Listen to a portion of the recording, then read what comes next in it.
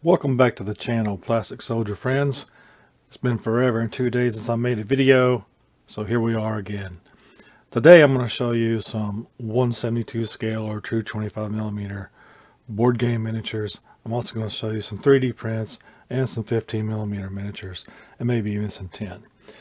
For those who may recall, I had a video called My Wargaming Problem, where I talked about all the different scales and things like that I wanted to play.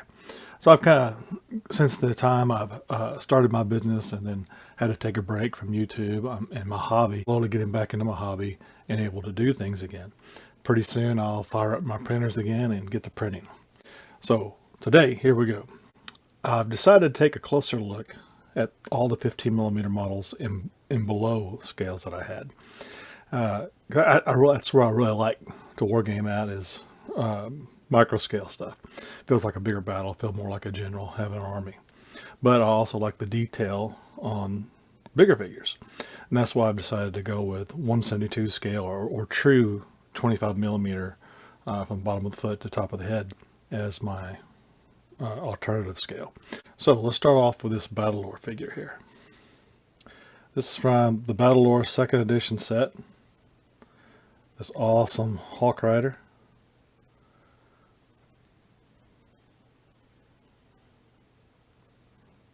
I think he'll make a cool figure.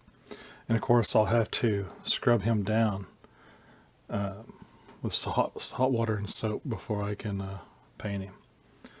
Here's another cool figure from the 2nd edition Battlelore set. Some type of rock elemental with a ballista mounted on top. Pretty freaking cool, I think. Let's jump over here to one of the bad guys. A Wraith Spirit. Love the chains going up and around his neck there.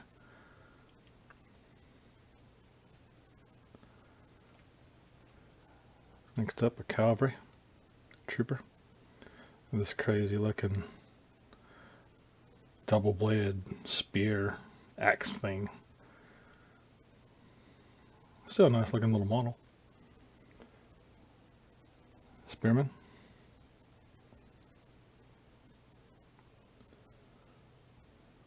I think these will paint up nicely.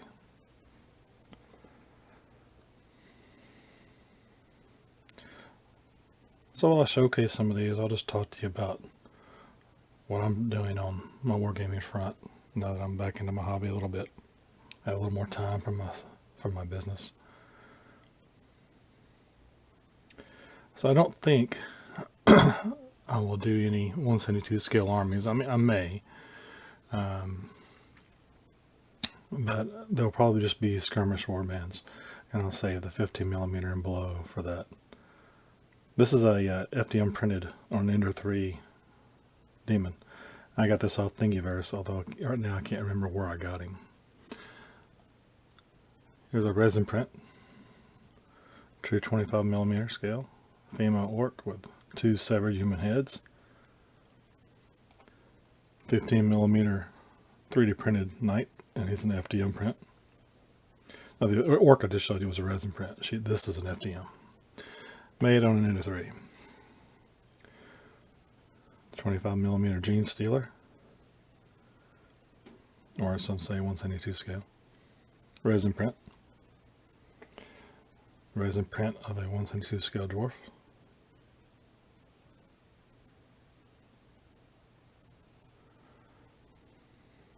FDM print of an experimental Soviet tank.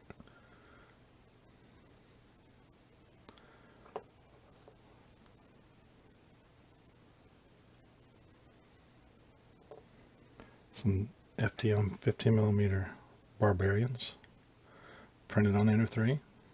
These models are available on Thingiverse.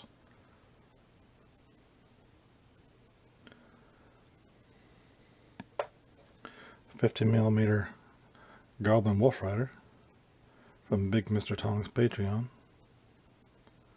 You can see his logo there. Printed on Ender 3. 172 scale Skaven. printed on Ender 3. 10 millimeter undead skeletons, printed on Ender 3. Now, I'll say this. While I like these and I'm impressed with it, I'll be printing my 10 millimeter models in the future on my resin printers. The quality is just much more superior. Next up, 15 millimeter Snake Man Fdm print, made on an Ender 3.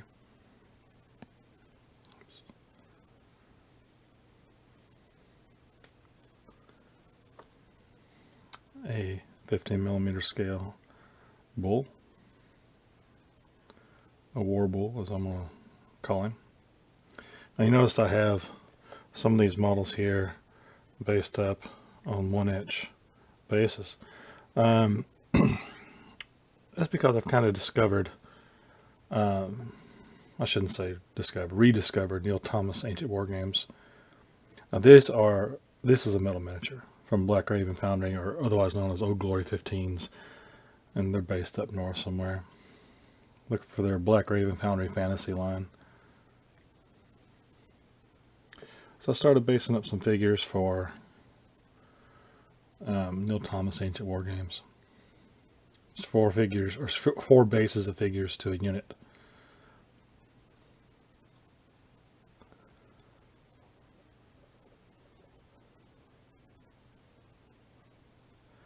I think I might do a fantasy version of that. I thought about doing some chainmail, and I still may in a smaller scale.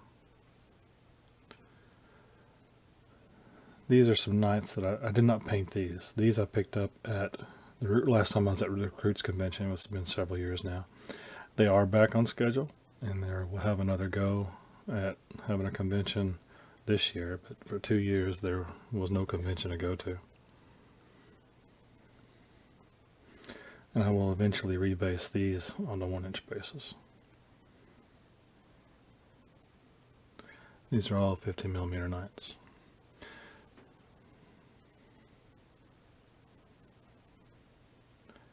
Basing them up on the 1-inch bases keeps up with Bob Corddry's maxim of keep your army small. Because your Wargame butterfly is going to want to do a lot.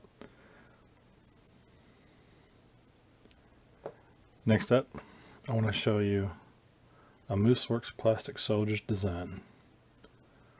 These are 3D resin printed. These are some models that I designed in Tinkercad as a squad of 3 millimeter soldiers, sci-fi soldiers. But they could also work for World War II or whatever, any modern period. And once I get these online, I'll make a link and share them for you. Next up, this is a resin tank print. This was printed on my Anycubic Photon Zero. I love that 3-barrel look.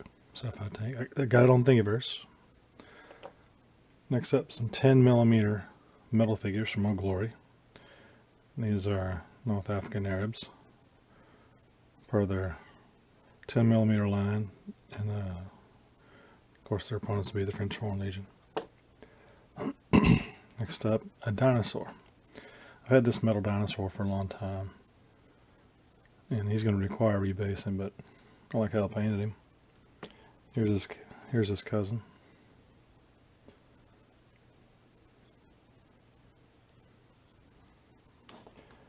I'd like to be rebased. Here's some 15 millimeter scale World War II Italians. Resin prints on my Sonic Frozen Mini.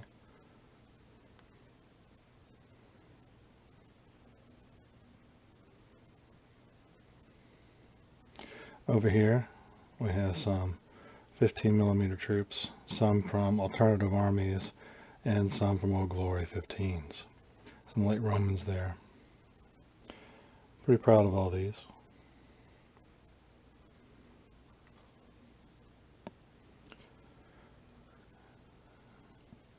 Back here we have some what I'm going to call dwarf constructs, I guess you could say. I might use, he's definitely going to be for a dwarf army, but I might use some of these others for steampunk type stuff at 15 millimeter. Okay guys, I'm going to wrap it up there. It's been, we're over 10 minutes now, and I'm kind of running out of things I want to say right this. You might see the back, my terrain back here that I've got laid out. These are all GHQ 100 millimeter hexes. They've suffered some war damage, you can see, storage damage more likely. You can see the road here. I'm getting ready to remove the 3x3 working table in my craft room and replace that with a tool cart and mount tables like this board you see to the top of it. I'll also have my space on top to put my open, non-gridded, non-hex battlefields as well. And then be able to use the roll cart, tool cart for storage of models and dice and paints and things like that. Alright, well, thanks for watching. If you can, please give me a simple like down below. Feel free to comment on anything you've seen here today. It might take me a little bit to get back in the groove of things, but hey, glad to be back. Thank you, YouTube.